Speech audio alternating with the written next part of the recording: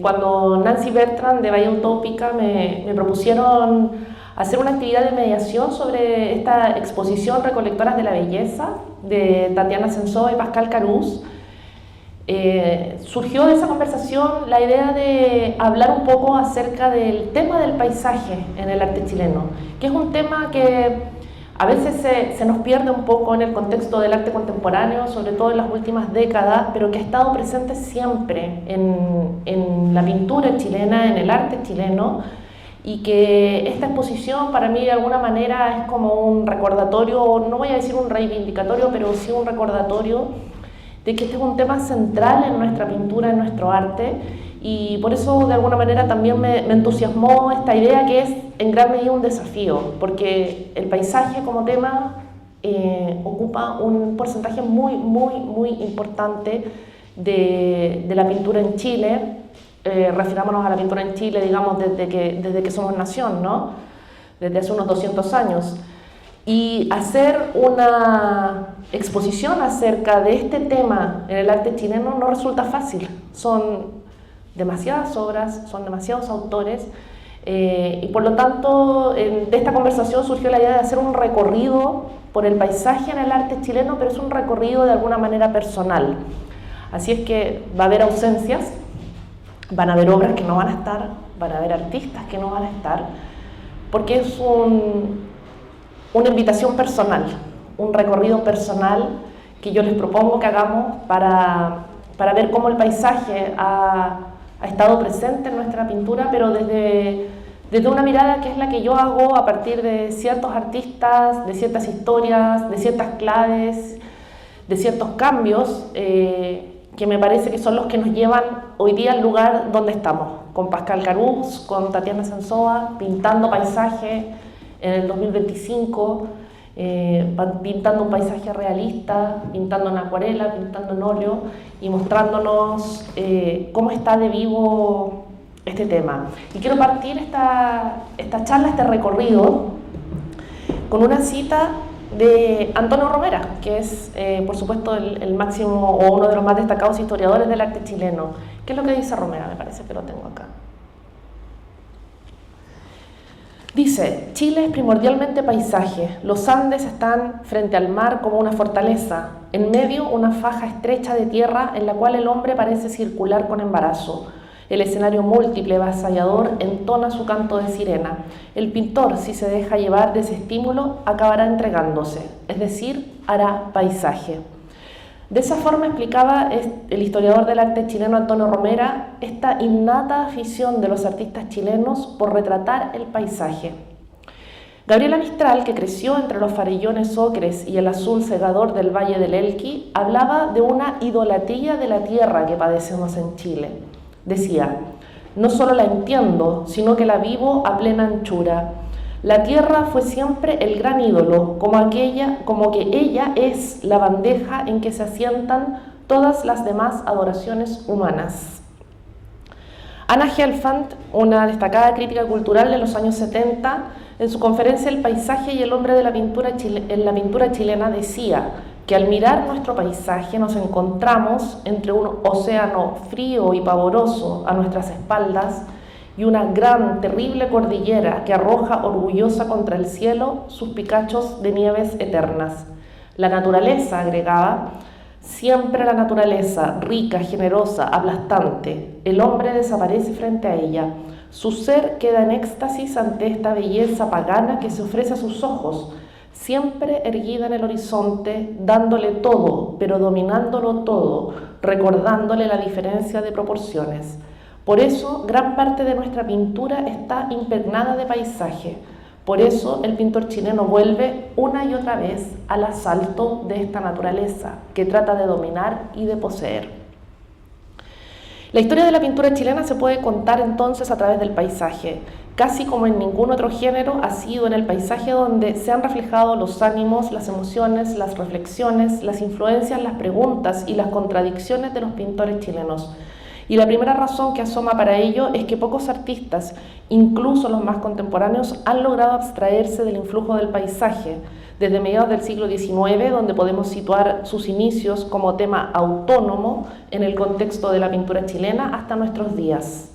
Quiero volver un momento sobre Antonio Romera y su famoso texto El asedio a la pintura chilena. Son lo que él llama el influjo francés, que en el fondo son las influencias extranjeras que han tenido un correlato en nuestro arte, el color, el carácter y el paisaje.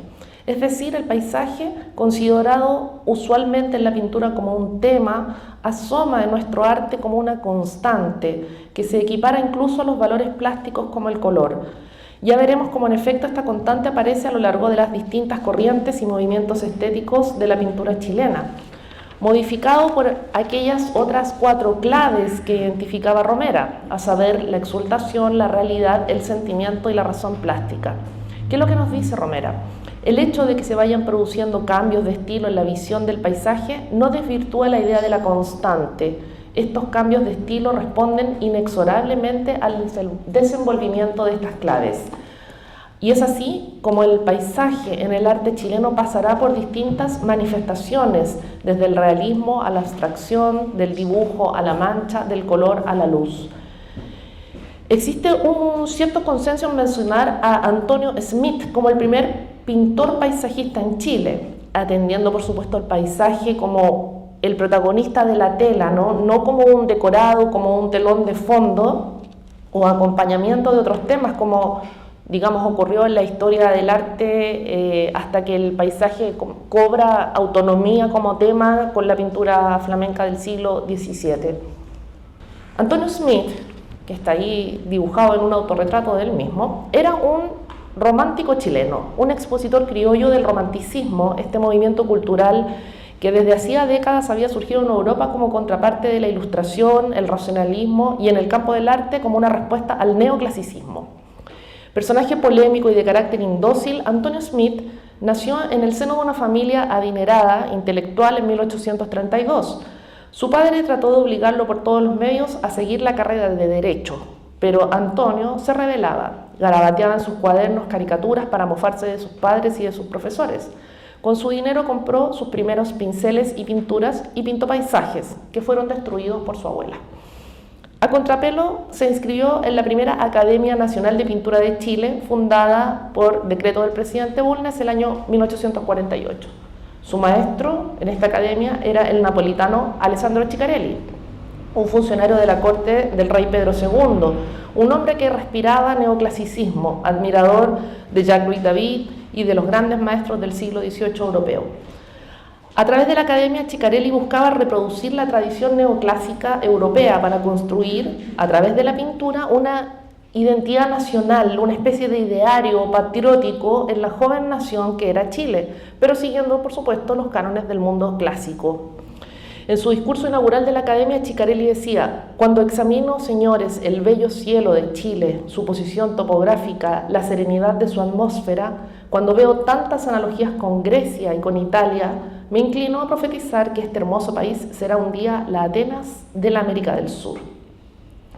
El paisaje chileno que pintaba Antonio Smith, que era mucho más cercano al romanticismo tormentoso y sensible del alemán Friedrich, no respondía a los objetivos de Ciccarelli.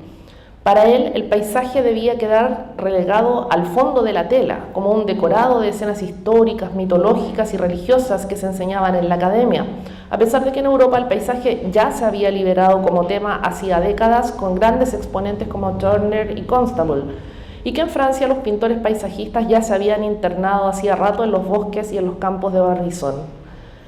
En Chile, las diferencias de perspectivas artísticas y de caracteres de Ciccarelli y Antonio Smith, quien era además un buen polemista, derivaron en la ruptura de este último con la academia. Aunque era uno de sus alumnos más destacados, fue también el más arduo crítico del director, utilizando incluso la caricatura política, género en el que también es considerado un precursor para burlarse del napolitano. Ahí les voy a compartir una de las caricaturas que hace Smith de Ciccarelli.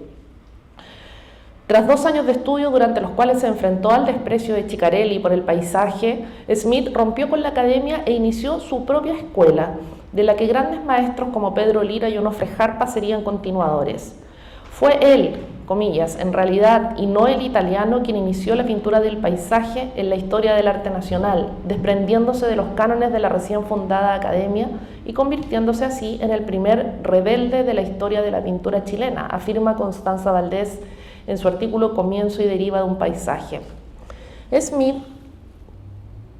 que se vuelve a pintar ya al aire libre porque le gustaba mucho salir a recorrer el paisaje y pintar, Smith formó una especie de academia alternativa y con sus alumnos retomó los temas despreciados por la academia oficial. Observaban la luz y los efectos que éste imprimía en el paisaje. Salían a terreno a observar la naturaleza in situ, más que para dibujar, para graficar la vista o gratificar la vista con experiencias sensibles de la naturaleza que luego, a través de apuntes y bocetos, recreaba en el taller. Siendo un inconformista por la naturaleza, la pintura le permitió a Smith expresar sus emociones más intensas a través del paisaje, más que realizar un estudio naturalista del mismo.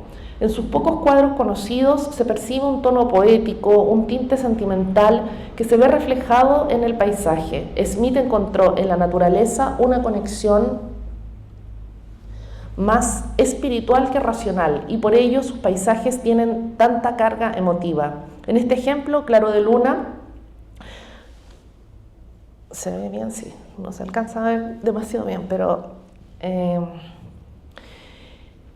este ejemplo, Claro de Luna, se aprecia cómo Smith renuncia al dibujo analítico, se aleja de la línea racional y clara, y los detalles y los contornos se suavizan bajo la luz natural. Smith superpone los horizontes, dando la sensación de un paisaje infinito, indomable, que no encuadra, sino que se desborda hacia los costados y hacia el cielo. Decía Pedro Lira, que fue alumno de Smith, decía sobre su obra: su sentimiento poético, su gusto delicado en la ejecución de la obra, su habilidad en el manejo de las tintas transparentes del cielo y de los lejos, llegan a establecer cierto magnetismo del que difícilmente escapa aún el observador más inteligente. Eso decía Pedro Lira sobre esta atmósfera emocional que crea Antonio Smith y que conmueve al espectador en la contemplación del paisaje. Como su búsqueda no es figurativa ni particularmente naturalista, Smith no pretende ilustrar una localidad o un punto geográfico en particular, sino más bien una luz, una sensación, una mirada o un devenir de la naturaleza, un sentimiento sublime expresado bajo la fría luz de la luna o la fuerza del agua que corre torrentosa río abajo. Como dice Valdés, el primer paisajista chileno pinta escenas que se localizan más bien en un paisaje subjetivo. Recibía sus emociones de la naturaleza, las inspiraba y las respiraba luego sobre la tela. Ahí podemos ver también una escena del río Cachapoal, que es, como les digo, no hay tantos paisajes conocidos de Smith, pero esta es una de las más conocidas que está en el Museo Nacional de Bellas Artes. Siendo el paisaje el protagonista principal de su obra, la figura humana está casi siempre ausente o disminuida, al modo de los románticos, ¿no? Donde el ser humano se empequeñece frente a la naturaleza. Una de sus obras, que permanece en una colección privada, muestra a dos hombres al atardecer en las alturas de Peñalolén. Podemos observar el paisaje aún rural del Valle de Santiago, ¿no? Los hombres están ahí, conversando ahí al pie de una roca. Las alamedas delinean el valle más atrás y otra vez las montañas donde el sol se esconde entre las nubes. Podemos llegar a sentir cómo baja la temperatura y oler el humo que sale desde alguna quema en el valle. Sobre la roca, donde conversan los hombres, el sol, que no vemos, arroja sus últimos rayos de luz y de calor. Se ha especulado con que podría ser el propio pintor quien aparece minúsculamente retratado. No lo sabemos. Lo que sí sabemos es que este cuadro no deja de ser un guiño o una respuesta a la obra más famosa de su antiguo maestro y rival, Ciccarelli. Años antes, Ciccarelli, el director de la Academia, había pintado este otro cuadro desde las alturas de Peñalolén, que le dio cierta fama y que es de hecho mucho más conocido que el de Smith. Pero la aproximación al paisaje es muy distinta. En su obra, el napolitano tiene un dibujo más racional, más contenido. Se muestra a Ciccarelli a sí mismo pintando, vestido impecablemente de traje, con sombrero de copa, transportado por un elegante caballo, la mirada en alto y posando con aire majestuoso, impecable, como si estuviese en el taller y no en la naturaleza, a diferencia de los personajes algo extraviados de Smith, pequeños, anónimos, simples frente al paisaje que se difumina bajo la luz crepuscular del atardecer.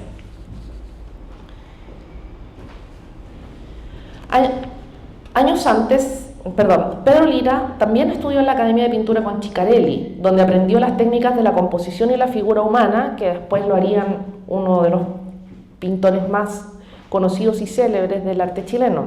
Pero en 1862 se fue a estudiar paisaje con Antonio Smith, considerado uno de los 4 grandes maestros de la pintura chilena. El mismo Romera decía que Pedro Lira era un pintor difícil de clasificar, que transitó entre el romanticismo y el realismo, tendencias que conoció de cerca en Europa cuando vivió en ese continente.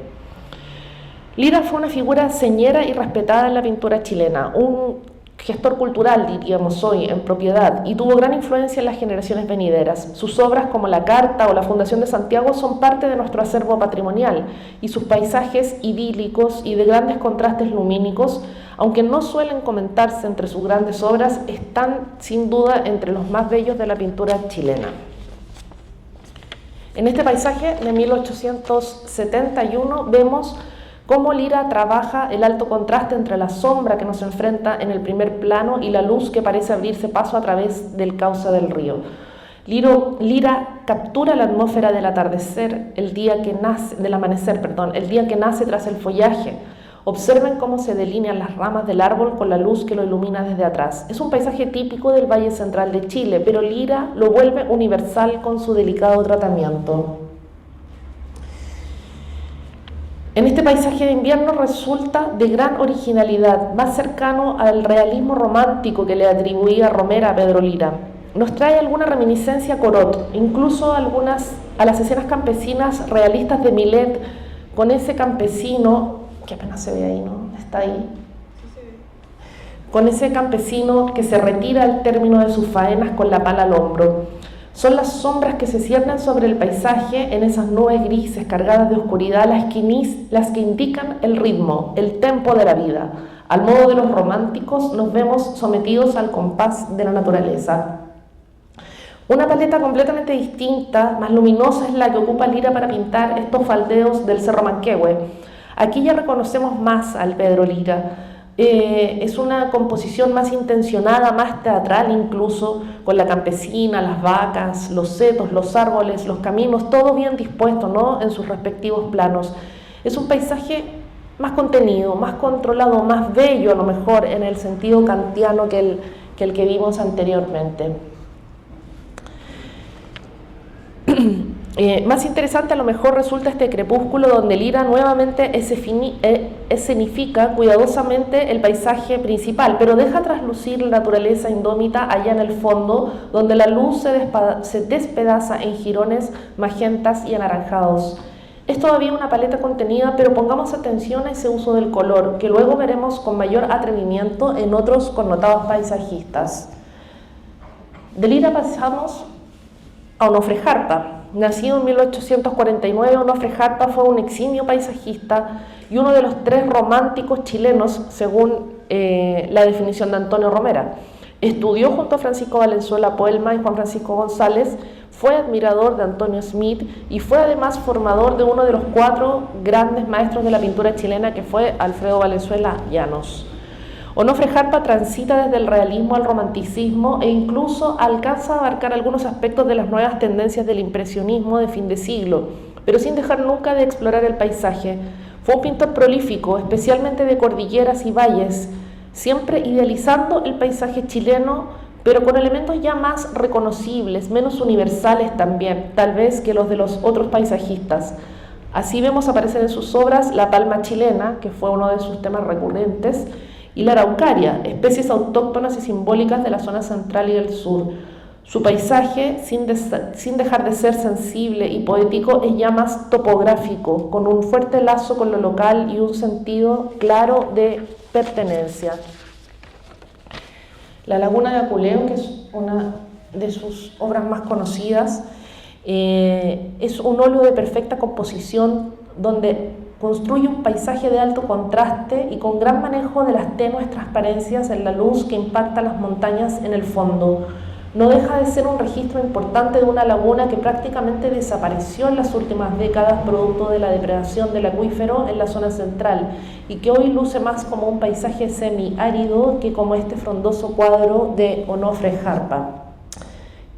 Finalmente, de este artista vemos este hermoso paisaje costero del Tao, donde el mar aparece contenido por las rocas. Es interesante cómo trabaja aquí Onofre Jarpa los múltiples planos, delimitando cada uno por la tonalidad, vistos desde una perspectiva lateral. Arma como una especie de zigzag entre tierra y mar, una perspectiva que es muy original y que hace que esta obra se vea todavía más contemporánea de lo que es.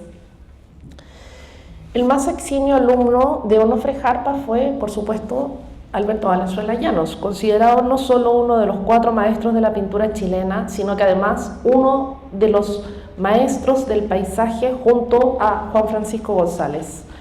Valenzuela Llanos, nacido en 1869, fue un paisajista muy prolífico, pintó cientos de cuadros, la mayoría inspirados en los valles de la zona central y en las montañas, y también en la costa central.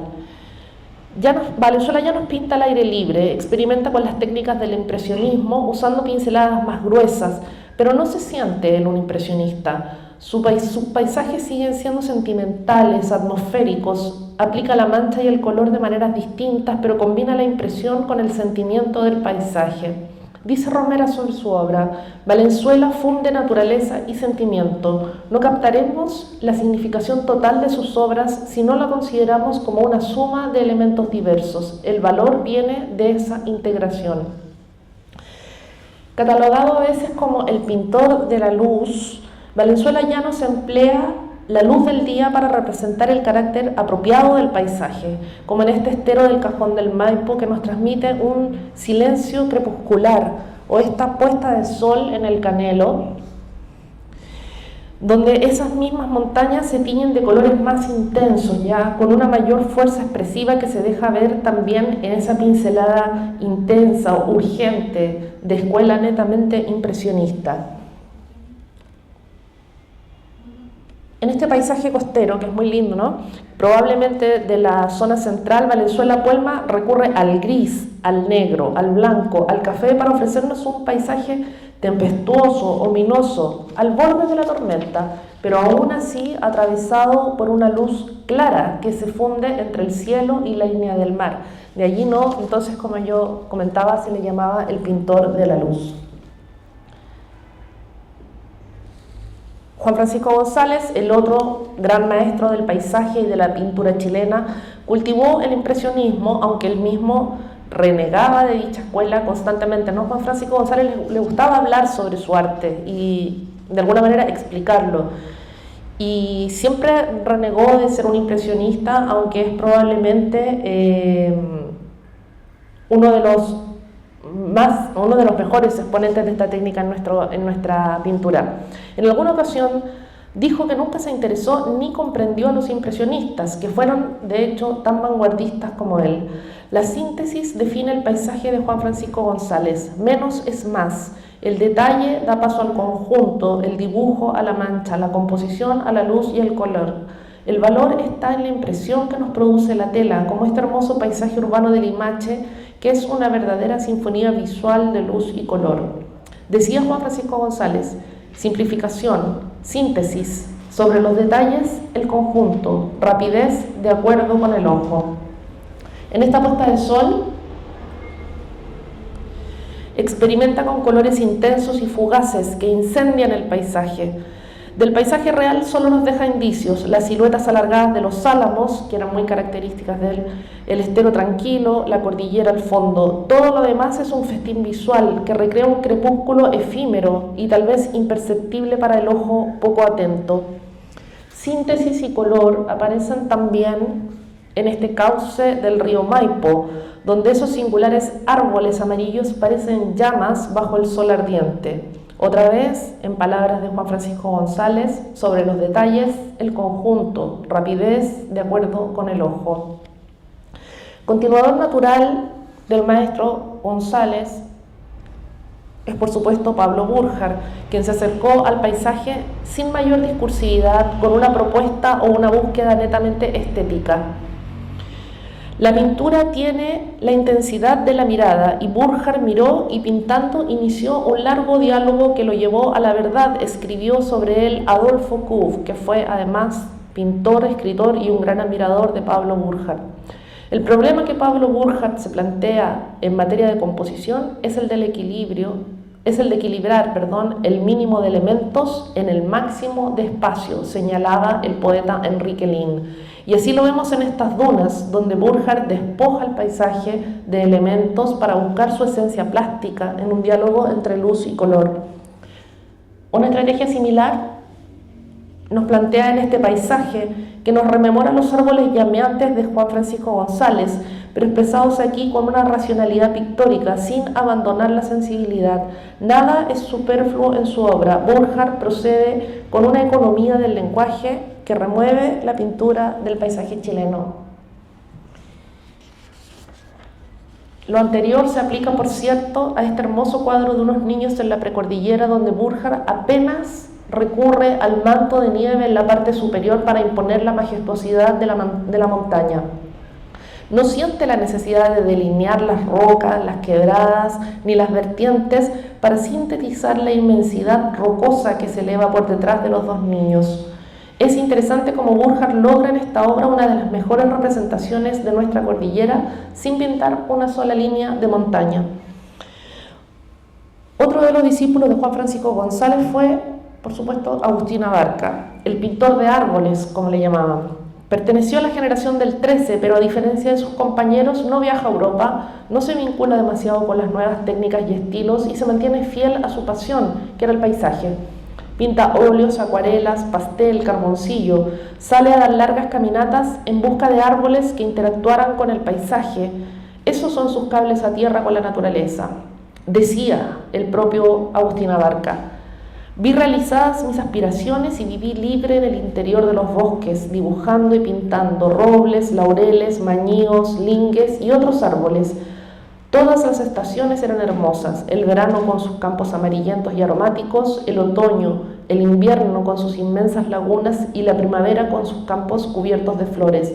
Qué hermosas eran las quebradas con sus arroyos, sus rocas cubiertas de musgo. En este árbol solitario que está allí, tal vez sin quererlo, Abarca ya dialoga o abraza nuevas tendencias del posimpresionismo. Es un paisaje modernista, diríamos, que nos recuerda un poco a Cézanne, construido con una simpleza casi geométrica, donde el efecto está dado por los distintos planos de color, un efecto que seguirá explorando en estas dunas que vemos acá, donde la ondulación está dada por los distintos planos cromáticos. Es una obra distinta de Agustín Abarca, donde de hecho se extrañan los árboles que hicieron tan característicos sus paisajes, pero que ya nos va dando cuenta de la evolución que tendrá este tema a contar de las próximas décadas. Los años 20 traen, por supuesto, una revolución en todo orden de cosas. El mundo vive periodos de guerra, de crisis, de revueltas. La sociedad se somete a profundos cuestionamientos y en el arte asoman las vanguardias, buscando, más que respuestas, nuevas preguntas. En el arte chileno, los artistas agrupados bajo el grupo Montparnasse o vinculados a este viajan a Europa, conocen el modernismo y las vanguardias postimpresionistas, y el paisaje no se queda fuera de la experimentación. Luis Vargas Rosas es uno de aquellos vanguardistas. Viajó a Europa tras la Primera Guerra Mundial y se empapó de ese mundo vertiginoso. Fundó el grupo Montparnasse y años después, a su regreso a Chile, sería el director del Museo Nacional de Bellas Artes. De aquellos años, tras su viaje a Europa, es este paisaje de Puerto Montt. Es una pieza modernista donde se aprecia la influencia de Cézanne, cuya simplificación formal daría vida después al cubismo. Vargas Rosas experimenta aquí con un paisaje de composición plana, donde las formas transitan hacia lo geométrico y adquieren independencia en la composición.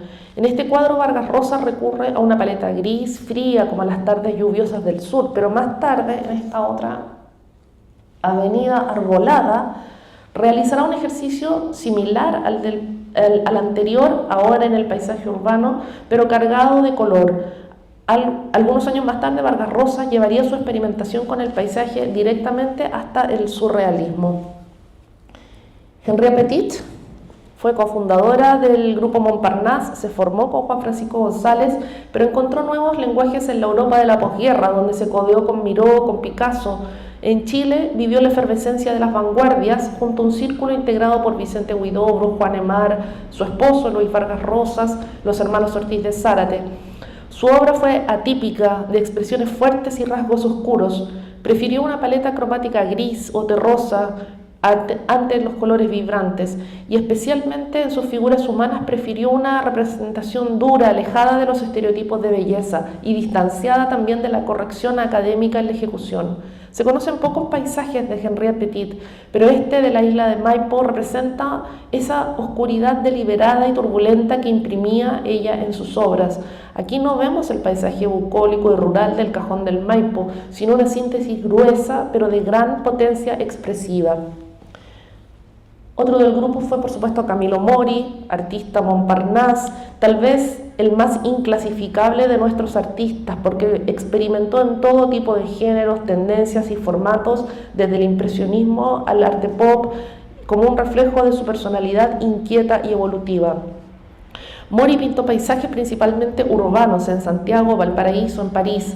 En este atardecer en Valparaíso nos ofrece un paisaje memorable de cerro, en una clave posimpresionista. La tierra arde bajo la luz del sol en la tarde, como en ese mito toponímico del Alimapu, la tierra quemada.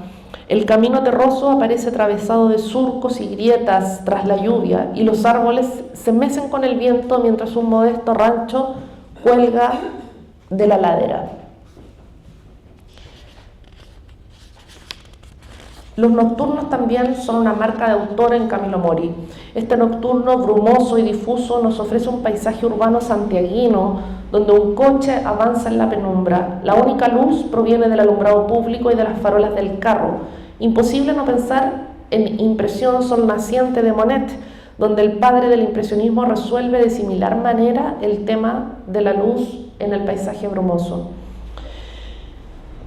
La siguiente obra, si bien no es una de las pinturas más importantes de Mori, sí resulta muy interesante. Mori apuesta aquí por enmarcar el paisaje a través de una ventana. Es un paisaje contenido por la mirada, desprovisto de referencias geográficas o topográficas y desligado del realismo. El artista, es un tema que después Mori va a tratar también en sus obras posteriores, la ventana, el paisaje a través de la ventana. El artista ya no se ubica en el paisaje, sino fuera de él, como si hubiese sido separado de la naturaleza por la fuerza. Sus propias construcciones, un muro, una reja, una ventana, lo mantienen aislado, sin poder ver ni respirar el paisaje. Pablo Vidor, doctor húngaro avecindado en Chile, fue también parte del grupo Montparnasse, pero siguió exploraciones propias.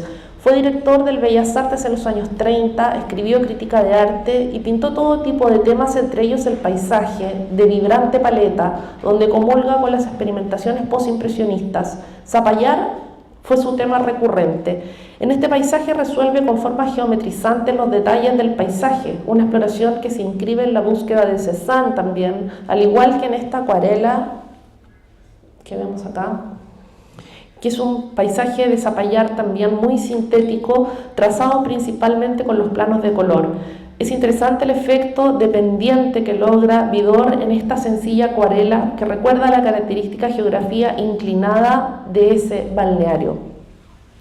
Por fuera del grupo, pero más o menos por los mismos tiempos, pinta Luis Herrera Guevara, quien de alguna manera se mantiene en una línea propia. Él incursiona en lo que se llama la pintura naif del paisaje, con vistas principalmente de Santiago y de Viña del Mar, como esta playa de recreo, donde los bañistas y la línea férrea son los protagonistas de una singular composición del paisaje. Ustedes pueden apreciar ahí las diferencias de tamaño entre las bañistas, las personas que están a orilla de playa y las casas, ¿no? Casi todas las obras de Luis Herrera Guevara que se conocen están construidas en una similar composición que es muy personal y que de alguna manera establece las jerarquías del mismo artista respecto del paisaje. Ana Cortés cercana al grupo Montparnasse también, estudió en Francia, conoció las vanguardias, expuso en París, regresó a Chile en 1928 siendo la primera mujer contratada como profesora en la Escuela de Bellas Artes. Sus paisajes son sintéticos, como este bosque, con interesantes valores cromáticos, y estos botes, que es un paisaje de orilla, ¿no? Que son unos botes bien geométricos, lineales, que se acercan ya a la abstracción. Tanto Ana Cortés como Isabel Puyó, que vamos a ver enseguida, promueven la experimentación con el paisaje, tensionando al máximo la figuración sin perder el vínculo con lo natural. Isabel Puyó, de la generación del 40, fue una artista destacada en su época, tuvo grandes maestros y grandes compañeros, y el Estado la becó para estudiar en Europa. Pintó diversos temas, pero se recuerdan en especial sus bodegones con flores. En el paisaje, sin embargo, sus vistas del parque forestal resultan absolutamente vanguardistas. Puyó deconstruye el paisaje y simplifica las formas hasta volverlas delgadas líneas geométricas, como estos árboles otoñales que lleva a su máxima expresión en esta otra pintura del parque forestal, donde el paisaje realista desaparece dando paso a una abstracción. El paisaje se convierte en líneas, puntos, intersecciones, desprovisto de cualquier elemento reconocible. Tal vez si no conociéramos el título de la obra, incluso nos costaría identificar el paisaje, pero este indicio es suficiente para que la magia surte efecto y veamos ante nuestros ojos los árboles desnudos del parque en otoño, la avenida y al fondo el museo. Israel Roa, notable artista angolino de la generación del 40, Premio Nacional de Arte, exploró en sus paisajes un estilo que puede asimilarse al expresionismo. Hay algo dramático, munchiano en este paisaje nevado y oscuro, donde los árboles se ciernen funestos sobre el camino, mientras la nieve cae sobre el paisaje gris. Algo similar ocurre con este atardecer en invierno en Angol, donde un cielo ominoso parece a punto de desplomarse sobre las casas y los árboles deformados asemejan garras. Podemos sentir la pesadez de la atmósfera, una sensación de que algo está a punto de explotar. En estas nubes de Angol que vemos acá, Israel Roa alcanza la máxima distorsión del paisaje, logrando una pieza de enorme intensidad dramática que bien podríamos acercar al expresionismo abstracto. Con todo, Roa no pierde el vínculo con la tierra, su tierra, que fue la máxima inspiración de su paisaje. El paso siguiente, por supuesto, es Nemesio Antunes y su serie de volcanes que pinta a su regreso de Nueva York, creo que es a fines de los años 50, y donde busca reconectarse con el paisaje y los valores culturales chilenos a través de una imagen poética de la realidad. Dice el mismo Nemesio Antunes: pinté desde entonces cordilleras, volcanes, donde se refleja un trozo del cielo azul en el agua. Pinté el norte y el sur, una visión de lo que es Chile, cortes de los Andes donde aparece el lapislázuli, escribía el propio Antunes. Acá vemos en esa obra un volcán en plena erupción y en este cordillera adentro vemos una versión abstracta de la cordillera que busca mostrarnos ya no lo que vemos desde afuera, sino el interior de la tierra y sus valores que permanecen ocultos en el paisaje. Allí no están solo el lapislázuli del que hablaba Antunes, sino también el cobre, el hierro y otros minerales que ustedes pueden ahí identificar por los colores que elige el artista. De Antunes nos saltamos a un artista porteño, Alberto Ludwig, lúcido pintor porteño, desarrolló una obra poética, surrealista por momentos, pero al mismo tiempo muy racional, de concepciones geométricas cercanas al diseño en algunos momentos. Emprendió a comienzos del 2000 un proyecto de revitalización del paisaje chileno que condensó en su serie Una geografía improvisada. Pero nada es improvisado en su obra, dotada de gran calidad técnica. Ludwig recorre de norte a sur y de sur a norte, capturando cada lugar característico de nuestra geografía, los hielos, los salares, los desiertos, Valparaíso, y representándolos en su singular estilo. Decía Ludwig: quiero que nos introduzcamos en el mundo que nos vio nacer. Eso lo escribe en su libro Una geografía improvisada, donde no solo pinta, sino que también escribe un largo texto que complementa su obra. Debemos gozar Chile por dentro, decía. Lo suyo es un esfuerzo de revitalización del paisaje nacional, una tarea casi pedagógica, al modo de un atlas artístico de un país que el artista ve amenazado por la indiferencia y la depredación del ser humano. Decía Ludwig, para hablar de Chile hay que pintarlo, y para pintarlo está el color que pertenece a su ser, a la realidad del objeto. Chile es bello, y para comprenderlo debemos hacerlo por la vía emocional, por la intelectual, por la de los sueños y por la poesía. El paisaje ecológico y parcialmente histórico de Chile que presento no tendría ningún valor si ante él pasáramos indiferentes, si no hubiese goce ni satisfacción. En 2004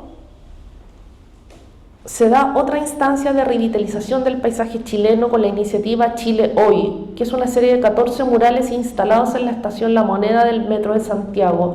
El proyecto fue desarrollado por el artista chileno-español Guillermo Muñoz Vera, un hiperrealista que representa una irrupción del paisaje en el espacio público. Fue una iniciativa que no estuvo, como siempre, en nuestro país exenta de polémicas, de críticas, sobre todo porque el género del hiperrealismo muchas veces despierta controversia en nuestro arte.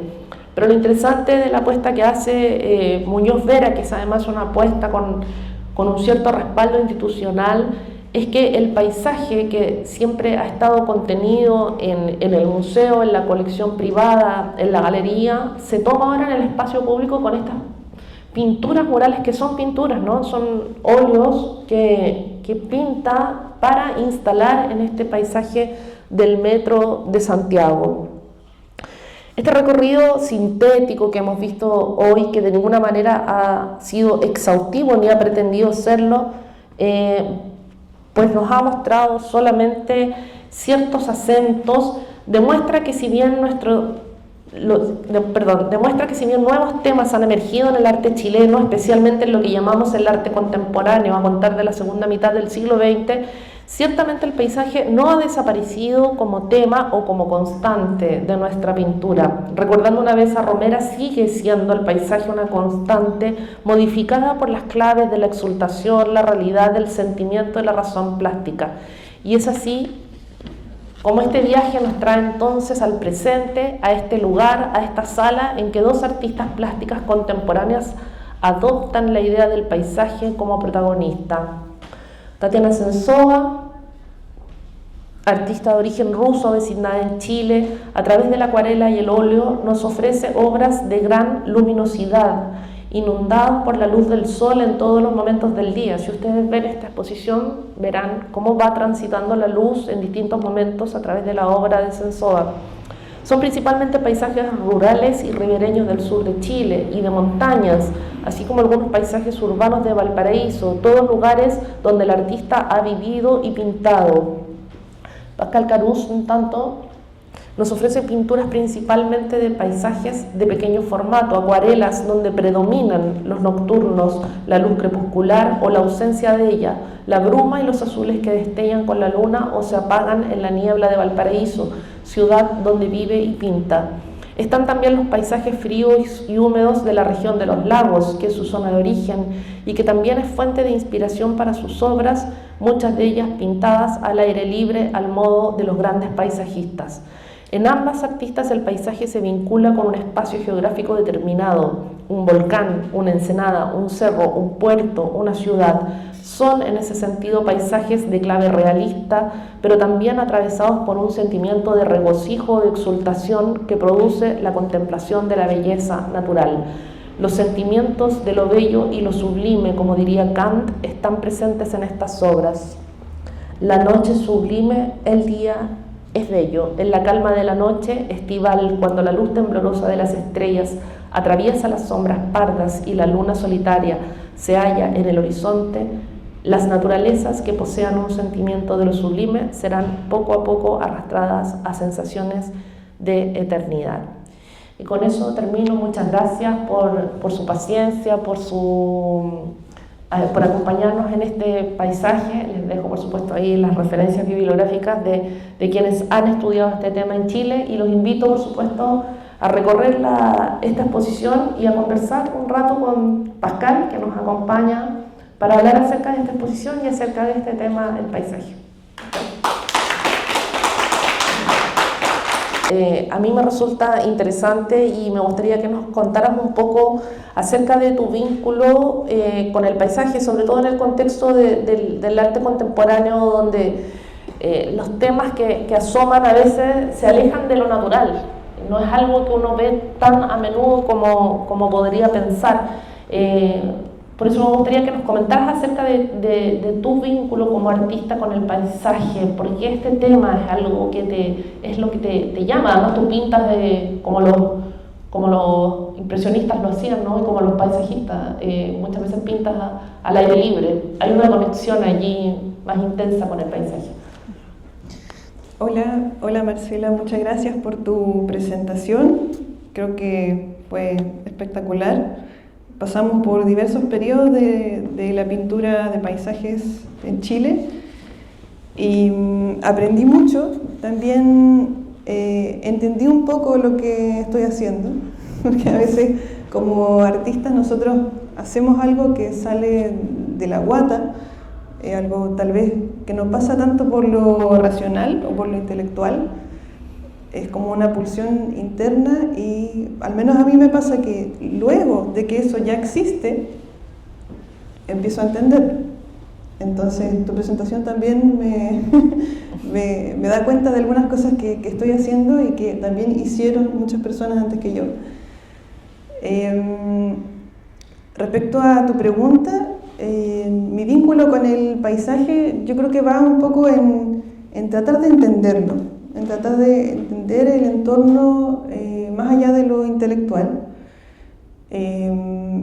Valparaíso siempre me causó cierta fascinación, como a muchos pintores que han llegado acá y otras personas con diferentes ocupaciones, y había algo que me fascinaba, que no alcanzaba a entender qué era, si era el intercambio entre las personas, las vistas, cómo llega la luz, ciertos encuadres, ¿no? Las actividades que se hacen.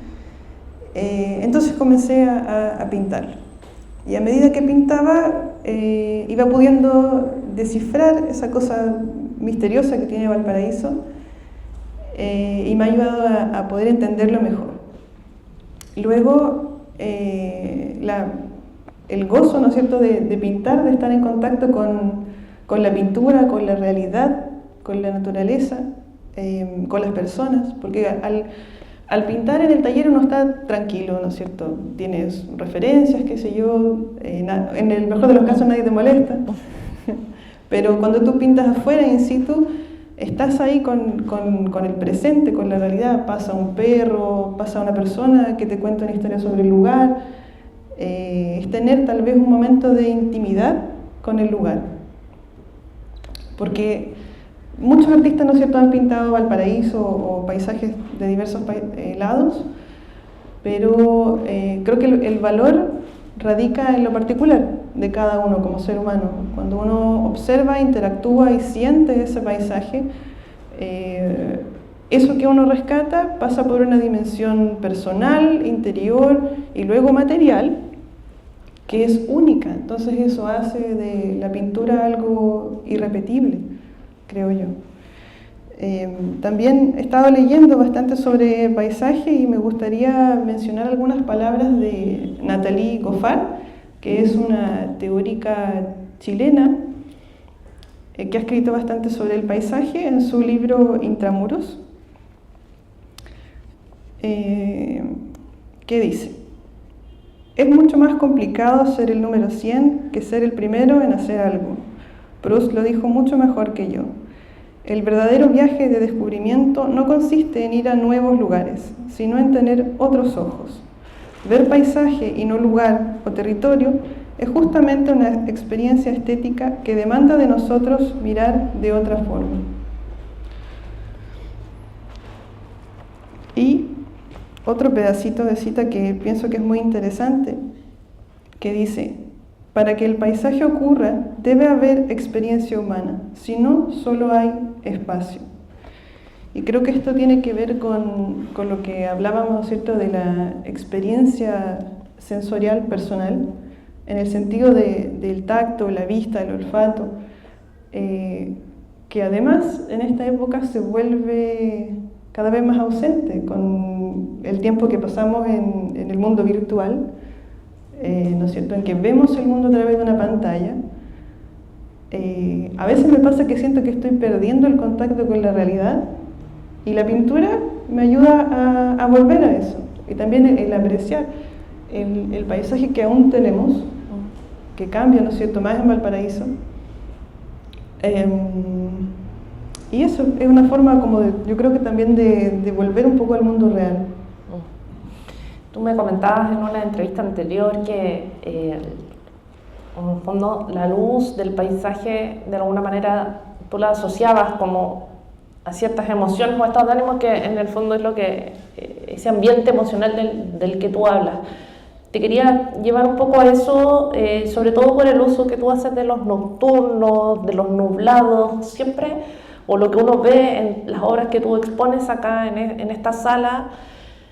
Hay ahí un sentimiento un poco nostálgico, a lo mejor, un poco emotivo en ese sentido. Por eso me recuerda a mí mucho lo que ese ensayo lindo de Kant de lo bello y lo sublime, porque me produce esa sensación.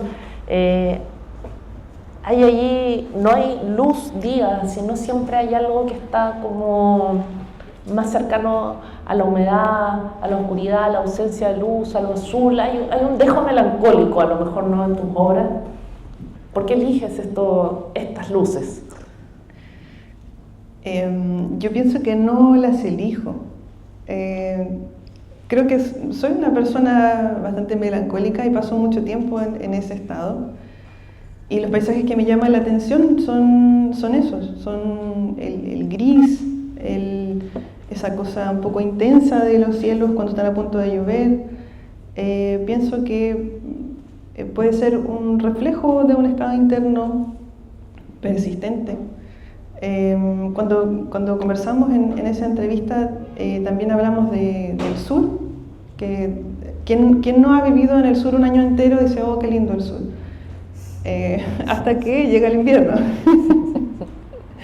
Que son meses y meses que puede no dejar de llover. Y bueno, de ahí que hay altos índices de alcoholismo.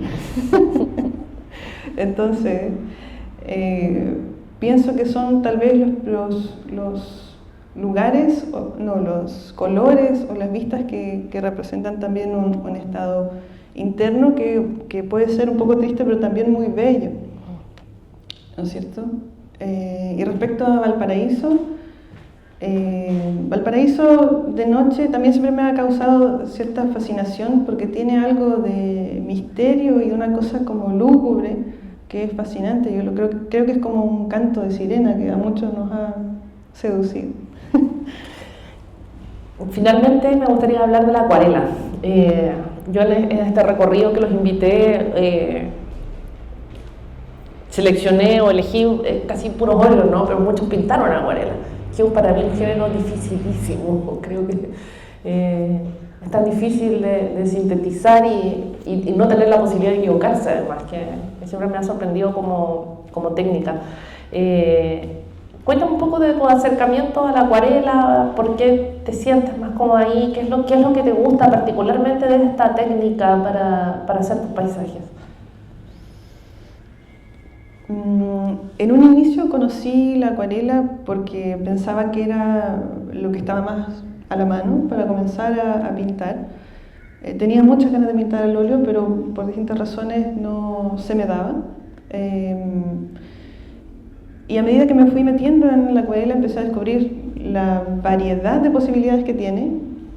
Tú puedes obtener pinturas más delimitadas, con bordes más rígidos o estructurados, qué sé yo, pero también una libertad de la mancha que da la humedad, en donde, bueno, yo trabajo bastante con esa técnica más húmeda en los nocturnos, para crear nubes, qué sé yo, atmósfera,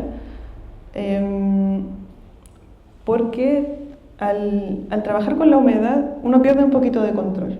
Y sí, la acuarela es conocida por ser una técnica muy difícil en donde no puedes borrar. Hay algunas cosas que se pueden remediar, otras no. Entonces puede ser un poco frustrante, un poco tormentosa, pero a la vez puede ser un diálogo en que, bueno, yo propongo algo, pero el agua responde a algo de vuelta y dice, no, yo quiero que sea de esta forma. Bueno, trabajemos con eso y es un trabajo en conjunto, tú nunca sabes lo que va a salir. Yo creo que ninguna de las pinturas que estoy viendo ahora salieron como yo pensé que iban a salir. Y hay algo bonito, creo yo, también en dejarse llevar por el agua. Y simbólicamente el agua representa nuestras emociones, nuestros afectos.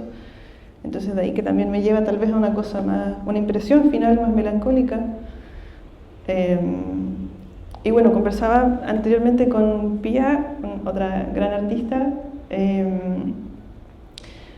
que la acuarela en su posibilidad de trabajar con la mancha permite, ¿no es cierto?, estas atmósferas brumosas que pienso que es un elemento súper importante del paisaje de Valparaíso al ser un puerto, que estamos rodeados de humedad constante, y el sur, que es lo que tienen en común, una humedad que configura un ambiente emocional, que creo que es interesante también.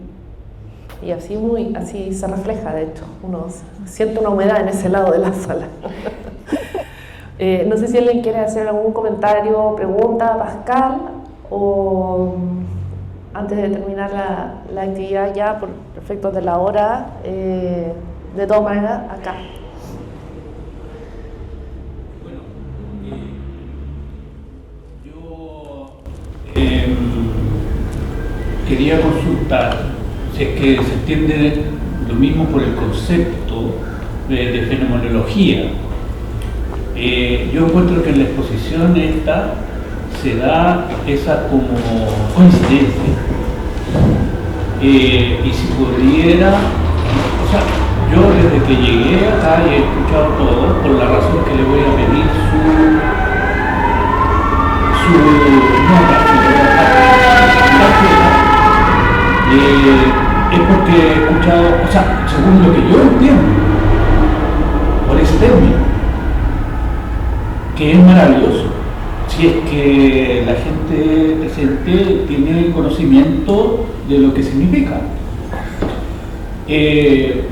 Entonces, a ese respecto me gustaría que comentara respecto de su pintura, esa relación. La verdad no entendí también, ¿la podrías repetir?